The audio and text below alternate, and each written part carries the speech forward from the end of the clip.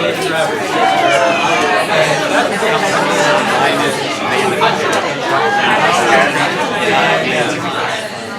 at the time I was executive at I had to go to New York to meet a girl from Germany.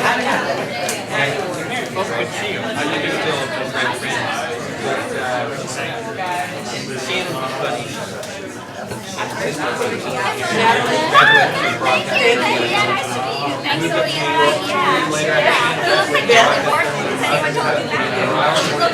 And then Aaron and I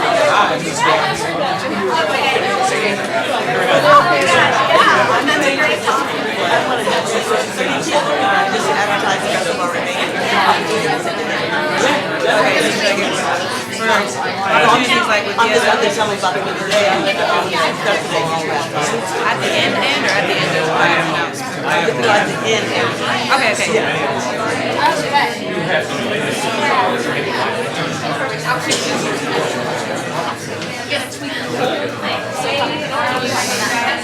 You can tag our station. I can. Hey guys, my name is Nada Ward. I'm with the UTK's Diversity Student Leader Society. And I want to welcome you guys to our second panel for Diversity Week. This year's theme is It's Time, and today we're discussing the culture sphere. So this panel basically revolves around diversity and inclusion and media representation. And before we begin, can you guys silence your phones real quick? And let's see. I want to welcome our panelists and our moderator, Dr. Catherine Luker. So she is the director of the School of Journalism and Electronic Media here at UTK. And she has so many awards. I don't know if I'm going to get through all of them. So we know she's published in journals in the Journal of Communication, Journalism and Mass Communication Quarterly, the Journalism and Mass Communication Educator, and Journalism History. She's published 2 books.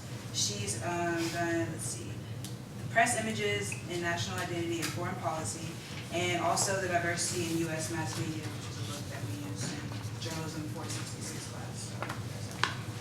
And she's received the 2012 UT's Notable Woman Award and a number of tons and tons of others. So I'm going to get into our panelists. Let's see.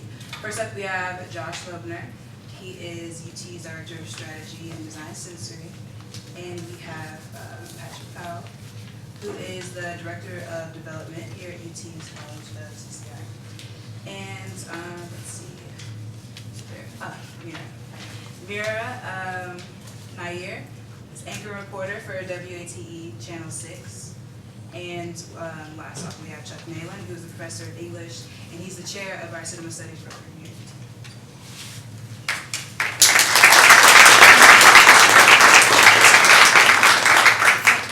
Those introductions, I will say that it's Nona. Yes. So I just want to point that out. And also, there are hanging mics. So in case you're thinking, where are the mics? They're secretly hanging, so don't worry about the sound.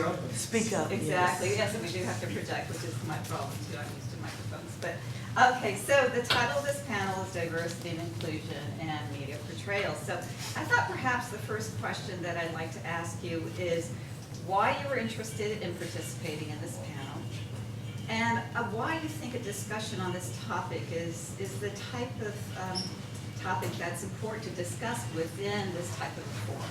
So Josh, do you want to go ahead? Yeah, definitely. Hey, thanks for letting me come to participate. Again, my name is Josh Loebner. I'm Director of Strategy at Design Sensory, a local firm. I got my degree from UT in this college many years ago. But how I got interested in this, I have a blog, love for everybody to go to it. It's advertisinganddisability.com. Simple and straightforward, advertisinganddisability.com. I'm disabled myself, blind and visually impaired. Left eye blind, right eye visually impaired. That's how you can have both. And when I first got into this industry, I realized that, wow, there really aren't a lot of people or portrayals of people with disabilities. We're starting to see a little bit more of that, but from a diversity and inclusion standpoint, recognition of people with disabilities in this industry is very recent. In fact, the Association of National Advertisers, only in 2014, 2 years ago, said, you know what, within our minority recognition awards, let's create a category for people with disabilities. And so basically that's the reason I'm here, is to champion the conversation of more visibility and greater inclusion of people with disabilities among the diversity and inclusion groups. Thank you. Patrick? Yes, great to be here. Short answer, anything Alice asked me to do, I pretty much tried to do. Some of you all may have a similar experience. She's pretty convincing. So I travel the country with Mike and Alice, and we get out to meet great alumni like you, Josh, and we help support our student population here with scholarships and funding. So that's our mission and purpose. You know, it's diversity since I came here has taken on a different turn for me. Not so much as it relates to media, but I myself am biracial, a product of an African-American father and a white mother, and looking at that type of dynamic and looking at what we're doing here on the diversity front, and thanks to the great work that Mike and Alice and a number of folks do, I think we're one of the leading colleges, if not the lead college, when it comes to diversity and inclusion and how we look at that and how we support it. But I have two daughters under the age of 4 who both have special needs and who are disabled. And so for me, diversity has taken on a little bit of a different look. And now, like Josh said, I'm starting to see, even in cartoons and different programming for young children, I'm starting to see little kids, their images in wheelchairs or having some type of other disability, and it makes my heart feel good to see that, because it's being reflected. So combined with anything that Alice wants me to do, I'm doing that, and the fact that it affects me personally, and how, you know, folks with disabilities or challenges are portrayed, or cultural differences is very, very important.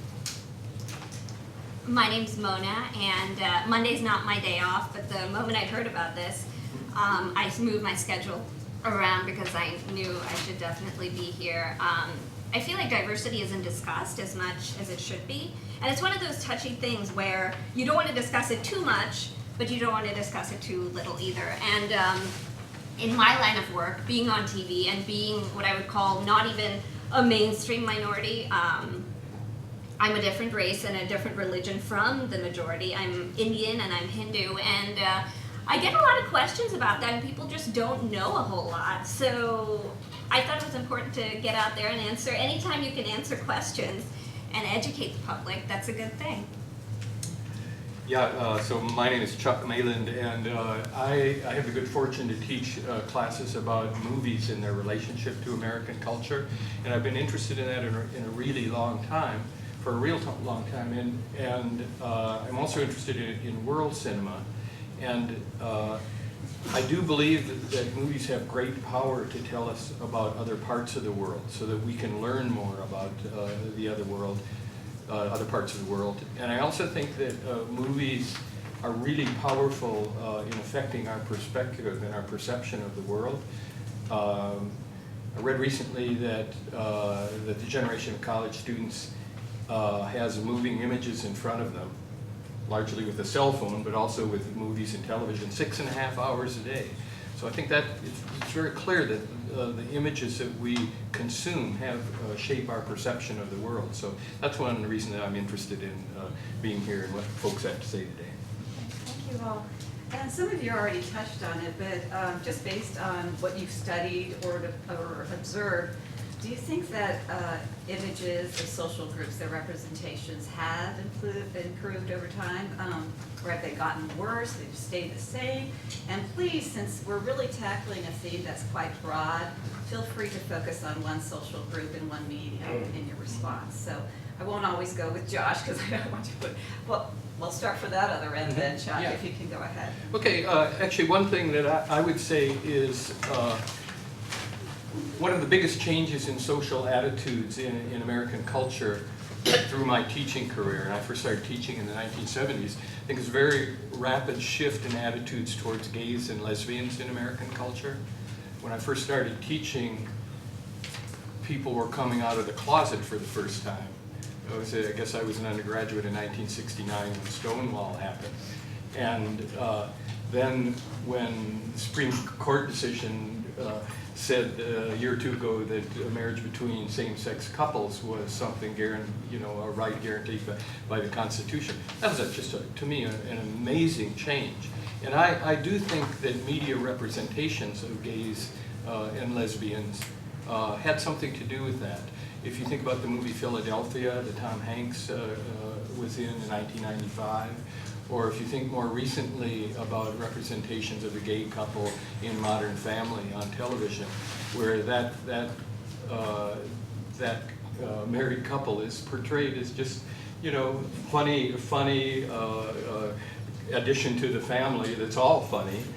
It just seems so kind of matter of fact the way that their representation was played. And I myself think that media images don't change people's mind. One exposure to one image doesn't change people's mind. But if a more positive representation of gays and lesbians, or a more matter-of-fact representation of gays and lesbians in the media, if you couple that with the personal experience that people have in interacting with gays and lesbians, I think that contributes to a kind of changing perceptions. So that's one example in my lifetime that I think really seemed quite striking. I can speak for TV news. I feel like at a national level, all groups are represented pretty well, but I think on a local level, not so much. If you kind of look around and you look at the Monday through Friday primetime people, it's a certain kind of person, and I feel like there can be a little more diversity there. And what happens is, a lot of the smaller communities and rural communities, they don't have a very diverse population, so they don't hire in a very diverse group of people. So then you don't get to move up in the ranks because you get your first job in a small market, then move to a larger market. A number of you guys will do that when you graduate. And so I would like to see more diversity on the local level for news. I think that would be helpful because that's how people move up.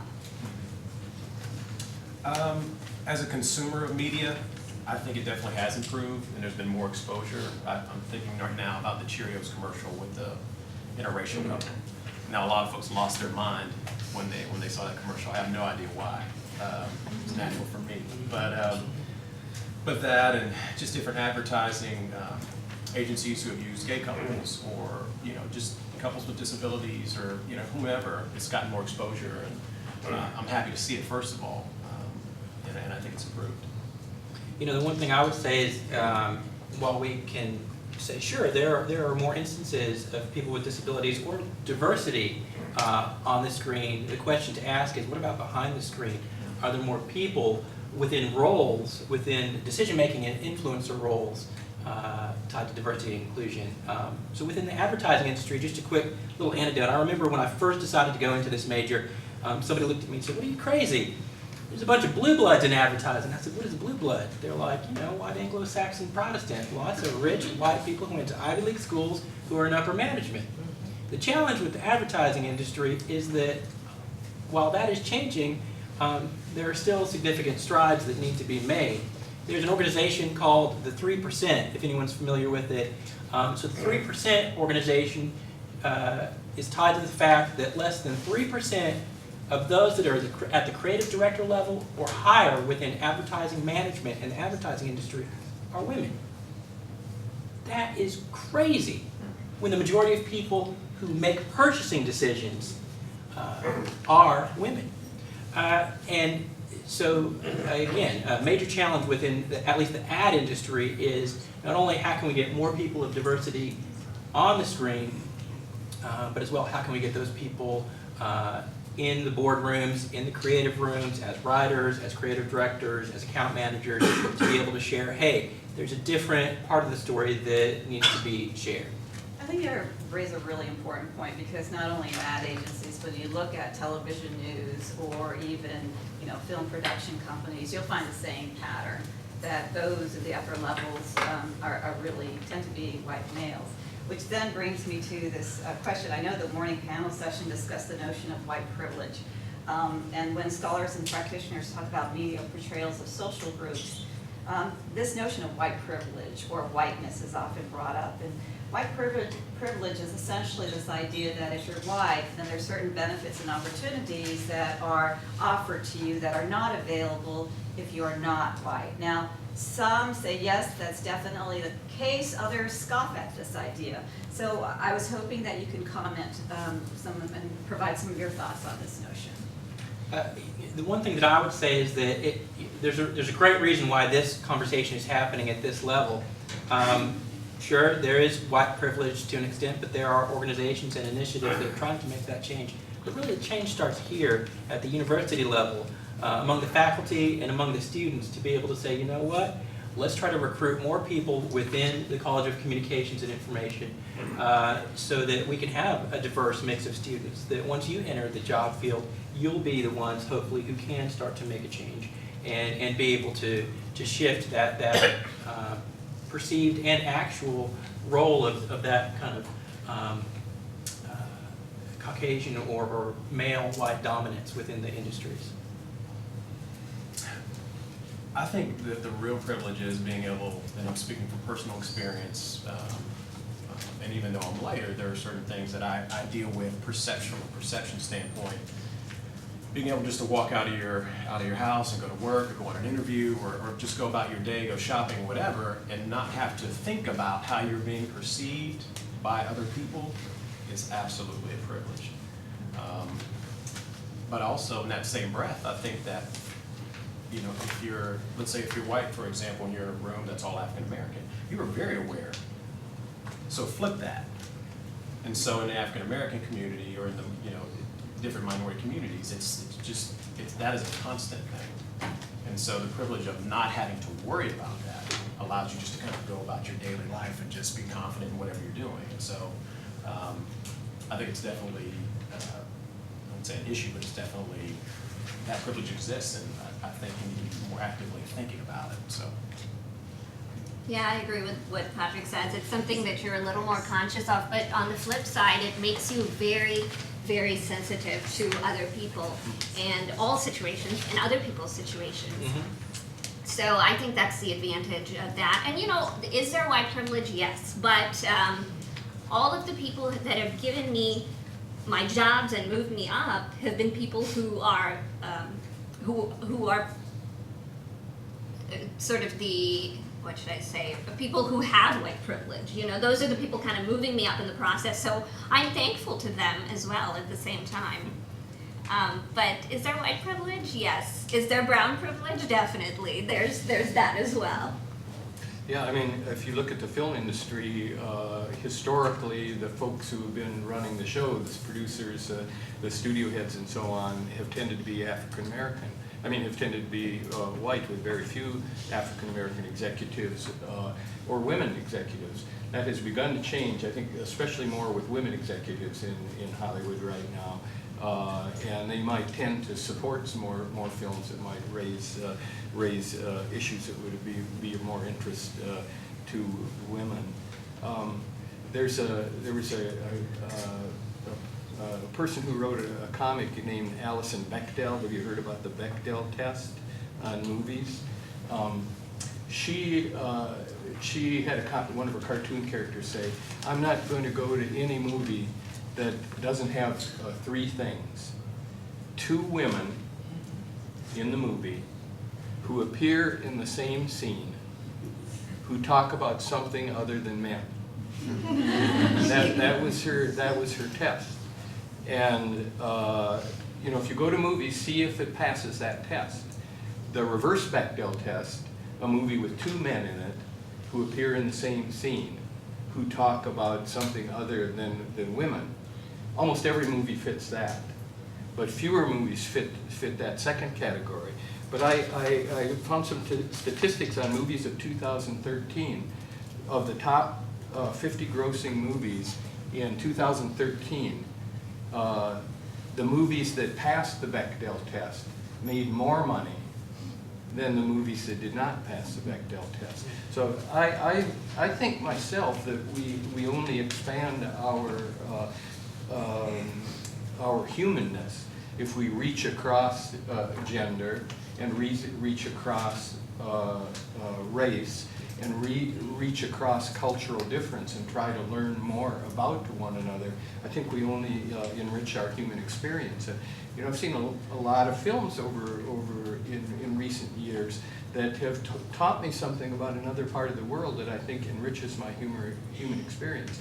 I was telling Mona that we teach a film in our Introduction to Film Studies class by Myra Nair, who's I think one of the really wonderful Indian American filmmakers, a movie called Monsoon Wedding. And generally our students have very little experience with Indian culture, but they see that film and it sort of breaks stereotypes they might have about Indian folks in India who in deep poverty. Yeah, and and so on. oftentimes in conversation, people will be like, you know, when they don't know what to say or how to approach your race, they'll say, "Oh, I watched such and such movie. You know, I watched Slumdog Millionaire." Or, and it's like, oh, well, okay, let's talk about that. But it's a start, you know. Yeah. It's better than "What are you?" or you know. When I first came to Tennessee quite a number of years ago, I was raised a Lutheran, and people kept asking us, "Is that Christian?" Oh. So you know, it's good for us to expand our range of interest a little bit. And it's actually related to what I was going to bring up is last year actress Viola Davis made television history by becoming the first woman of color to win an Emmy as Best Actress in a drama series for a role in, someone say it? Yeah, oh, just one person? I thought a lot of you had seen it. Okay, well, I'm a fan. So anyways, and you know, the Emmys, it's been around for how many years? Like, I think this year is the 68th year. I know definitely over 60 years. And so in her acceptance speech, she stated, quote, "The only thing that separates women of color from anyone else is opportunity. You cannot win an Emmy for roles that are simply not there." It kind of touches on what you were just talking about, and several of you were talking about. Well, this particular speech just got so much attention, the mainstream media, but also as well as social media. And some of them were just angry, the fact that she said this in her speech. So I'd like to hear your reaction to, first of all, what she said, but also, how has social media really changed the way we understand individual social groups? And, you know, we talk about Facebook or Twitter or Snapchat. There's just so much text there, visual images. So if you could just start talking about that. And we could start with Patrick's then. I'm really switching it up, so. It gets kind of boring, just go. Well, I too I don't have a blog, but I have a vlog. It's called Powell Family TV. So if you go on Facebook, you'll see Powell Family TV. And one of the things that we like to focus on is, as you mentioned in your question, you know, how are we being perceived as individuals and cultures? I put the best stuff out there. You know, and it involves my family and my kids. You know, my two youngest kids who have special needs, and my older daughter who, well, she does have some needs. But I give you the best representation of us as a family of color. And so when you see us, you know, I don't know that it's much different than any other family, regardless of how we present it. But I think what social media does, it gives people the opportunity to allow you to see who they are through their own lens. You take creative control, and you have creative license to present yourself however you want to be presented. I think if you look several years back, all you see is, you know, is what the media will show you. If it's a film, you know, what the casting director, whoever is in charge, will show you. And so I think the great thing now, and what Viola was saying was, you know, we get these opportunities now to show you the best of ourselves in different roles now. We're not just playing maids or housekeepers, you know, in those types of roles where you don't get to see the absolute best now. There are attorneys and there are all these different roles that show you the best possible light, doing things that are mainstream. So it was very emotional. I remember that. I didn't see it, but I heard about it. It was a very emotional experience for her, and she made a lot of sense. I think she was right on target. You know, one thing to bring up about the awards, not the Emmys, but the Oscars, at least for people with disability, they were still struggling last year when the Academy Awards came together to recognize people with disabilities, inclusive of people with color, LGBTQ, more women. but people with disabilities weren't part of the conversation, and yet people with disabilities are challenged from a representation standpoint in film. There's even, to an extent, some conversation within film portrayals of, well, if there is an actor and actress that in the character is supposed to be disabled, should we hire somebody with a disability, or should we hire an able-bodied person to play a person with disability? And some people in the disability community consider an able actor hired to play the role, to an extent, blackface, which to an extent I agree with. One thing to say though, just to continue on that vein of kind of awards and recognition, we just came across the Olympics and the Paralympics. Interestingly enough, the IOC awards those medal winners of the Olympics with certain dollar amounts for awards recipients. Say, for example, $30,000 for the gold medal.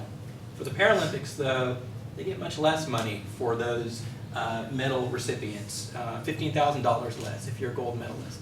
And the people with disabilities have to train just as hard, or maybe even a little bit more hard, than the able-bodied athletes. So it's interesting, and I'll also go back to the ANA. There's only one professional organization, and it's not on the advertising side, it's on the it's on the advertiser side that recognizes people with disabilities and minorities. 4A's does not, and the American Advertising Federation does not. So there are still miles to go with regards to that. Do you think social media has helped with the community and giving a voice? Well, most definitely. From my personal standpoint, it's crazy. I get people, I've had conversations with people across the world about advertising and disability and the challenges and opportunities therein. I think, interestingly, just to talk about traditional media and journalism, when diversity and inclusion is a topic in the conversation, Ad Week and Ad Age, for better or worse, has diversity and inclusion in the headlines on a regular basis, more for the worse, not so much for the better. The reporters and journalists, the editorial coverage definitely speaks to race as an issue, people of color as not being represented. We'll, of course, speak to LGBTQ and women, most definitely, with regards to gender equality issues within our industry. But people with disability are rarely, if ever, part of that conversation. Hey, if there's a person with a disability in an ad, it will be covered. Tim Nudd, who's a reporter there that with Ad Week that covers creative, he'll cover it. He'll write a story about it. But with regards to diversity and inclusion and employment of people with disabilities, it's invisible. Thank you. Nona? I think the social media generation is what is going to create the opportunity that is not there, because it's giving everybody a platform of some sort. You can take your Facebook page and go live. If you talk to a 10-year-old, they're watching all these YouTubers. That's who they're watching. And so what I try to do is I try to post as much stuff as possible about my personal life, like you said, different cultural things. When people ask me questions, I answer them. There's a dark side to social media too, though. People are mean, and they just say whatever they want on social media. And some of the stuff is really horrible, especially with this presidential election that's going on and some of the topics that have been brought up. But I think this is we're at that turning point where the opportunity that was not there for a lot of people, it's happening with us, and it's happening with social media. Well, I'm the last person you should ask about social media, because I've made a conscious decision not to be on Facebook. When I became head of the English department a number of years ago, I had to decide, where can my time be spent? And if I would have been actively involved in Facebook and going back and forth, I would simply not have been able to keep up with all the emails that I had to field. My wife is on Facebook, so she's my filter. She reads everything and reports to me on things that might be of some interest to me. But I appreciate the commentary of everybody here, because it seems to me, on the one hand, this notion that Patrick talks about using Facebook or social media as a place where you can present yourself in the best possible way. That's actually an opportunity, a kind of a democratic opportunity for people, it seems to me. On the other hand, I sometimes read the commentary on the News Sentinel, you know, electronic News Sentinel, where people make, it seems to me, really nasty, anonymous comments. It seems to me that's potentially a real negative consequence, possible consequence of the social media. Also, I worry a little bit that as we move into the digital age, we're giving up face-to-face interactions with people.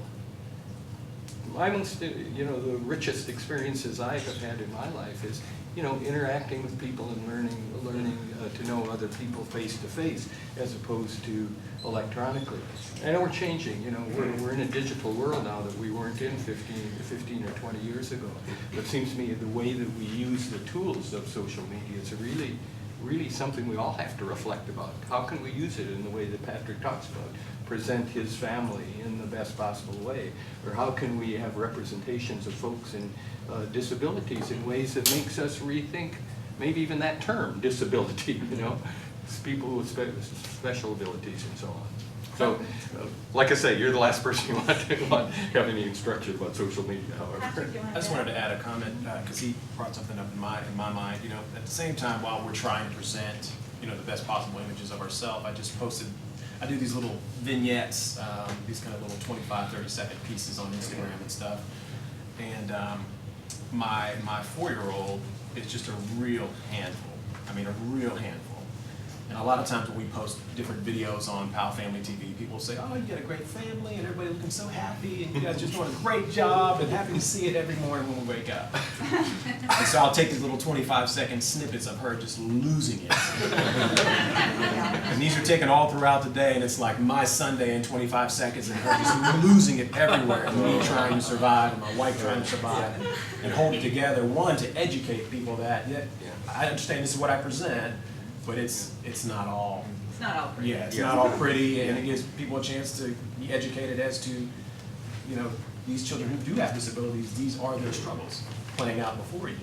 And so it kind of, I hope it brings them in to have some empathy, not just to her and us, but to, you know, folks in that community, in our community. So. Appreciate that. I know you all have questions. I do want to ask one more question, though. So Terrence Crutcher was a 40-year-old black man who was shot and killed by a police officer over a week ago in Tulsa, Oklahoma. His car had stalled and he was in the middle of the road when police approached him. They thought he was a threat and one of the police officers shot and killed him. The police later concluded that Crutcher was unarmed. In the video of the shooting just prior to the man being shot, you can hear from a voice from the police helicopter saying, quote, that looks like a bad dude, unquote. There, of course, have been other instances, and going back decades, you know, we've heard from people of color, especially black men, saying that they feel that they are being profiled, and that they feel that they always have to be on alert to avoid being perhaps targeted because of the way they look. So with smartphones and the ability to instantly upload images, I think the public is more aware of these instances, but they've always existed, going back in decades, right? So I wanted to know, I know it's a difficult conversation to have, but it is an important conversation to have. I'd like to hear your thoughts on this and the possible role that perhaps media portrayal of men of color in particular might be playing in the mindsets of those involved in these incidences.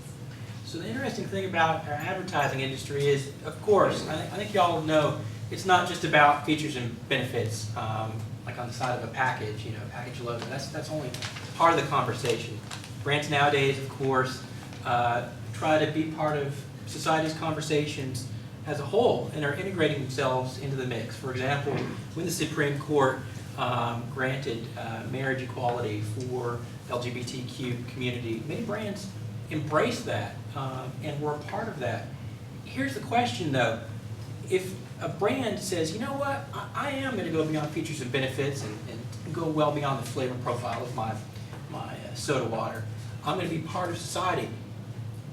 I would argue that a brand can't pick and choose those parts of society that are significant to them, because I can guarantee that consumers aren't pockets of people. Consumers are you know, a vast array of differences and diversity. And so brands need to be mindful if they do want to extend their conversations out into the world from a societal standpoint? How do these newsworthy topics play a role in their conversations? It's something that hasn't happened. The one thing I will say to this, and I don't hopefully just beat the drum of disability, but one of the major challenges of media of late is that we are getting a lot of coverage of people of color and the conflicts that they have with police and law enforcement. But several people with disabilities, including one deaf and mute man, was shot down by police, and he didn't have a weapon. So there are many other minorities that definitely are part of this and should be part of the conversation. Latinos that have been shot down over the past several weeks and months. It's a major topic that definitely needs to be more visible. And I think that it's important also to think about the intersections, right? So we're talking about race, but we're also talking about gender. Apparently, Crutcher was also disabled. He couldn't hear very well. That's right. He was slow in walking because he had a disability. Yes. So these are all intersecting as well. So, did you want to talk about You know, this question kind of hits at the core. I think, and this has been going on for a very, very long time, and you'll hear in the media that, you know, this isn't brand new. There are just cameras everywhere, whether it's smartphones or what have you, are everywhere. They're documenting something that has become a phenomenon, and it's just, I was looking at social media this morning on Facebook, and there's a gentleman named Sean King who's probably very popular if you're in the social media space, but now police officers are raising their hoods when they pull somebody over. They're raising the hoods of their car so that the dash cam cannot record. And that, it didn't blow my mind because so I'm seeing this happen, and it's happening because things are being allowed to happen. There are no consequences. There's no accountability. You know, I'd like to see us get to the point where you can actually apprehend somebody that you believe is doing something wrong without profiling them, and then let the courts decide who is correct or incorrect. But on that same note, I'm seeing folks that are non-minorities. There was a gentleman in North Carolina this past week who had a gun, and the police officer and this gentleman got into a tussle, and the police officer wrestled this gun away from this person. I seen a young lady who was clearly high on drugs, a Caucasian woman, run down a police officer. I don't know if you guys saw this on Facebook. She ran him down, struck his vehicle, probably going about 40, 50 miles an hour. He survived. She popped out of the top of her SUV and was just acting really, really bizarre. They climbed on top of the car after tasing her and got into her vehicle, and you can hear them saying, well, I can't see her. I don't know where she's at. There's no shots fired. There's nothing like that. So will it ever be fair and equitable? I don't believe so. I think it's going to get worse. And the law has to change. You know, that's the big thing. The law has to change for there to be accountability, because if you have zero accountability, it's, well, I feared for my life. Okay, we're going to put you on paid administrative leave, and then we'll move you to another police force somewhere else, or what have you at the same time. You know, for folks in our community that are out there not abiding by the rules, there has to be consequences there as well. But you can't pick and choose. You can't have the ability or the empowerment to be able just to pick and choose whenever you want to whose life you're going to take. And it's an everyday thing now. It's not even just, you know, a couple of times. It's an everyday thing. Somebody's getting shot, and there are no weapons most of the time.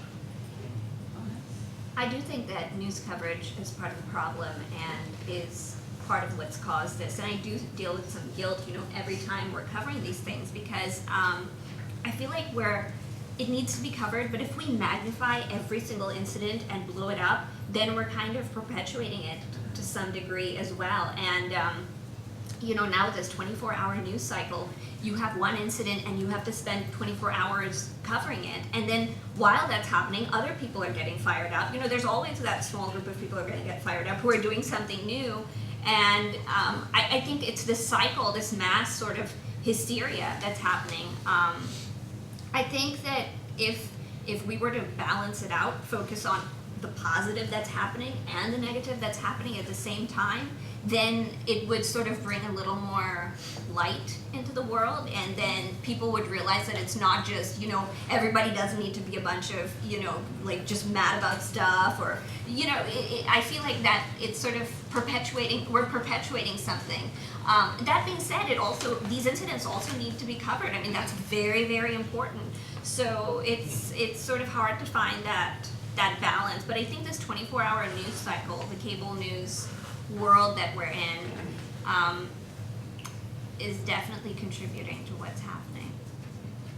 And if I could just add, with regard to news, one of the things that, studies have shown is that what's problematic is if you've got stories on crime and you're repeatedly showing African American men as the perpetrators of that crime, Right. in their mind then is, Yeah, okay, I have to be afraid of an African American person who's approaching me. And so that's, I'm wondering if that's all, again, interrelated with the responses, the immediate responses that perhaps even law enforcement have. They might be wonderful people, but then psychologically, what sort of response are we triggering because of the patterns and the consistent images that we've seen via the media? I feel like the solution is that every single group of people has to take it upon themselves to empower black men. Do whatever you can in your sphere. If you're a reporter, if you're, whatever office you're in, wherever you can empower someone, take that opportunity and do it, because otherwise, it's where is it going to stop? It has to be it has to be every race group, men, women, everyone takes it on like a project. Thank you. Chuck? Yeah, I think we are shaped by media, and I think media shapes us.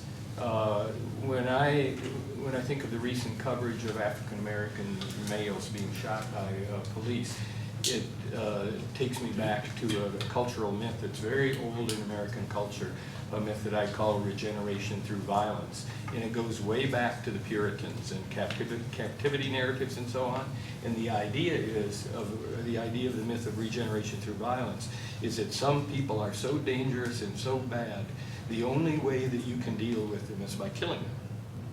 And we think of the countless westerns in which the Native Americans were the antagonists or the villains. And think of all the cop shows on TV right now, where how are they usually? And there's all these CSIs. There's usually murders involved in those. And it seems to me that in American culture we are far too tolerant about having weapons around all the time. The fact that people are running around with assault weapons, it seems to me that a civilized society ought not to do that. But it seems to me that that's one of the cultural myths in American society that allows us to tolerate, trying to solve everything with violence. On the other hand, we have other cultural myths that have more to do with cooperation and with the general good and the common welfare and so on. And from my point of view, I think we just need to try to strive towards that more than towards trying to solve every kind of conflict in a violent way. The media that we have is related to the culture that we have, and the culture is something that we've been shaped in the past, but we also can create culture in our interactions in the future. And I think your suggestion is a good one, that you think about ways that you can try to create a more humane culture for everyone in the society. Thank you so much. And I know several of you have questions. There's so many other questions I want to ask, but I have a long list. But just to give you a chance to ask your question. Okay. Specifically to Mona. Yeah. Television news consultants. Yes. They have their ideal target demographic person. Yes. Typically what? A suburban woman, 18 to 34 maybe? Correct. Yeah, and you are supposed to gear your content toward their interest. And if you do that too much, you become sort of these giddy, grinning suburbanites.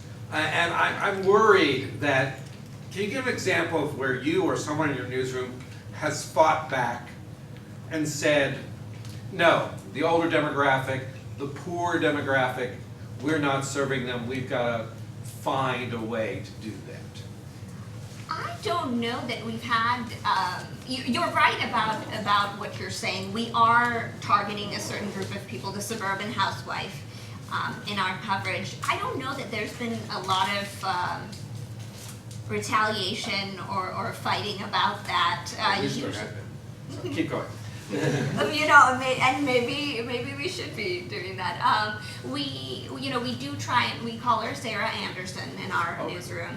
And so when we do our stories, we do try and find Sarah Anderson. That's kind of who, the mom of a few kids who, is living the suburban life, as you said. Sometimes you can't find Sarah Anderson when you're out covering, because the only guy who's experiencing whatever you're dealing with is Joe Smith. So then you get that person. But that's the only time it kind of comes up, is when you can't find Sarah Anderson because she's not dealing with that social issue that we're covering. Question? Mine is pretty much geared towards Josh. I think that I connect with you because I definitely really feel passionately about lack of representation for the disabled community. And I want to know what you think is the disconnection between someone who doesn't have a disability and does, and what we can do at this university to improve like a disabled movement, like what we can do to help that. Well, I think the biggest gap really is people have questions. People, there was a book that I read when I first got a degree in advertising in the coursework. It was The Mirror Makers, Wonderful History of Advertising. But oftentimes certain minorities aren't reflected in that mirror, or the mirror is so far gone that it's shattered. And diversity as a whole is challenged with representation, but more specifically, for people with disabilities, I didn't know about advertising as an opportunity for me as a student to pursue in coursework until really later on in my career. I didn't get my undergraduate in advertising. I got it in the wrong degree, forestry of all things. Which for a half-blind guy looking out in the woods was not the best choice. So honestly, it even starts before here at the university level for those high school students who have disabilities, for vocational rehabilitation counselors to be able to guide them, or other disability support groups to guide them into the College of Communications. This is one of the most wonderful degrees for anybody, regardless of race, regardless of creed, regardless of ability. This is the most creative major that's out there, or majors that are underneath the umbrella of the College of Communications. And so really it does start here. It starts here if you're a journalist, to be able to not use ableist language. And by ableist, I mean don't say somebody who's wheelchair bound, but rather they're a person in a wheelchair. Don't basically put the disability before the person. And then in your career, try to be as inclusive as possible within your conversations, whether you're on the creative side, or you're an account manager, or you're a journalist. Make sure you're looking at basically all the sides of the story. And one of the things to say here is that there is a disability services department here at the University of Tennessee, and it's an opportunity to potentially make some connections with them.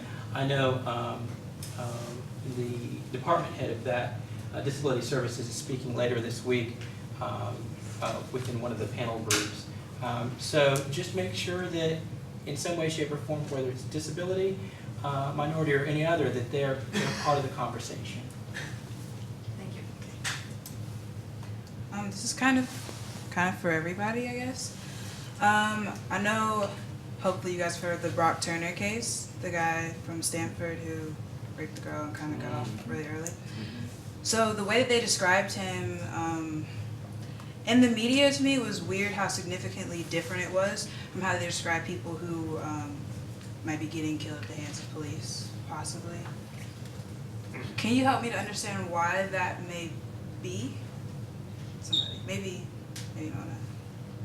I guess I didn't get the question completely. The way that he was described, the way that Brock Turner was described on TV was more like, I never really hear people say like rapist or any other kind of incriminating terms. Yeah. It's more like he was a swimmer. He was this great Stanford student who he made good grades and supposed to be, I don't know, a great swimmer or whatever. But like, why?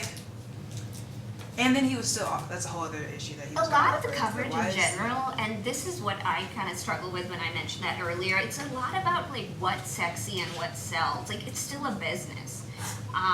And a lot of the stuff that like we get fed nationally from our, we get it from the wires, and we're literally like rehashing what they're giving us. And so there's like this source, and the source is a business, bottom line, that's trying to make money. And I don't know that it's always the most accurate portrayal. And you see that in a lot of different situations. That's my most honest way to answer Do you that. guys have any opinions on it? I think when that decision was made, when the judge passed the sentence, I think social media blew up with outrage, didn't it? I mean, as I recall, and a petition happened. But clearly he's a guy of privilege, right? I mean, going to Stanford University and on a swimming scholarship and so on, and he's white, so that may have affected the initial representation of him. Actually, I didn't hear much about that until the judge's decision was made. That's when I heard a lot about it, so I'm not sure exactly how they presented it before that. I think the one thing to say is we could look at other sensational cases, and O.J. Simpson case. He was a Heisman Trophy winner.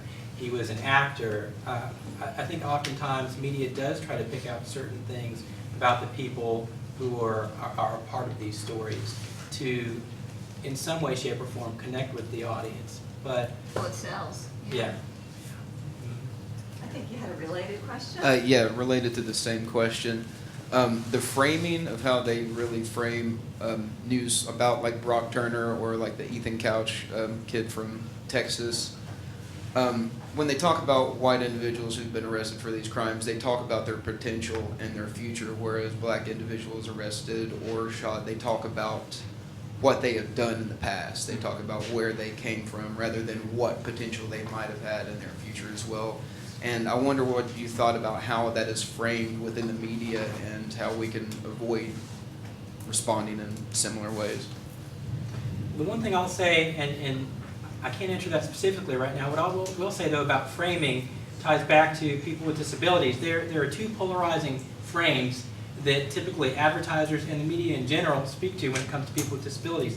They will frame them in a pitiful light, wherein a viewer should take pity on that person, or they'll frame them in the opposite, in like a kind of a superhuman or extremely inspirational light, when in fact people with disabilities shouldn't be boxed into either one of those, but rather they're just as much a person as you. Just because they're missing a body part or maybe not functioning in the same way as another person doesn't make them any less human, but it doesn't make them any more human either. And so what I would argue is, for journalists in the media, the Paralympics was a great coverage for people with disability. But I say that's easy coverage. What about for the next 4 years? How are people with disability going to be portrayed? Sports is easy to talk about, but general everyday life, try to incorporate people with disability there.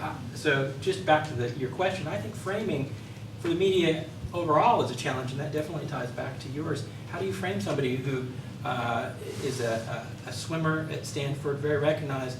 Actually, he's a rapist, just like anybody else. So I think the framing question overall is the bigger issue. How, as you as a student, what can you learn in your coursework, in your internships, in your future job, to be able to ensure that you're not framing in a very stereotypical light, but framing in an egalitarian and open-minded point of view? We have just you have a question there, so then just one more perhaps. We're running out of time, unfortunately. Okay. Going back to what Viola Davis said about giving people of color and minorities the opportunity to get in all of these different acting roles, I feel like people not misinterpreted, but interpreted differently than how I did, because most people interpret that as we need to create more roles for minority people, but I interpret that as giving roles to people who are minorities. So to clarify that, I know that in a lot of shows and in a lot of movies, black characters have to be black.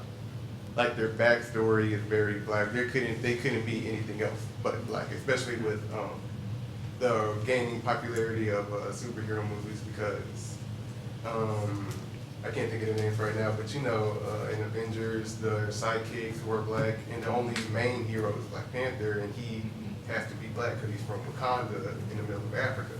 He has to be. So my question is, how do we get away from writing black stories to putting people of color into any kind of story? Just maybe a quick response. I'd say It's really that's partly an a important question of casting directors, partly, casting directors. It's rare, isn't it, in films where someone like maybe Morgan Freeman is playing a doctor and it wasn't written for an African American, but he was the actor who was chosen for it. That's a rare thing, but I think that has to do with casting directors and also with directors that might be more broad-minded about getting the best actor for the role as opposed to an African American, a Latino, or a Caucasian actor. And actually, the answer to the last three questions is diversity in leadership, because if you have those more socially responsible, sensitive people at the leadership level, they're gonna say, hey, stop, we don't want this because this is what's trickling down. But if you don't have those people up there, then that message is never gonna trickle down. I think that's a really important thing to kind of stress at the very, and just have more diversity in the workplace too. Those creators, producers, we want white, black, whatever. Just a diversity and cultural backgrounds too, whether it's religion or whatever. I think that really is important. But I totally agree, and they tend to get killed off in television shows too. Every time I'm like Walking Dead, I don't like him. Oh my God, he's killed. I don't know if you noticed that too, but sorry. Were you able to get your question in, or is Alice's the boss? So No. Okay. He had something he didn't need the microphone. Can you say it real Okay, quick, go my ahead. friend? Yeah, I'll go ahead. So I guess my question corresponds to both the question about Brock Turner and then the thing that this gentleman in the front touched on. Suburban. So at what point do we hold people who are journalists and people who are advertisers accountable for the things that are said? So you said something earlier about the accuracy of stories. So at what point do you take a stand and say, that's not accurate? At what point do you guys take the power from their hands and put it in your own?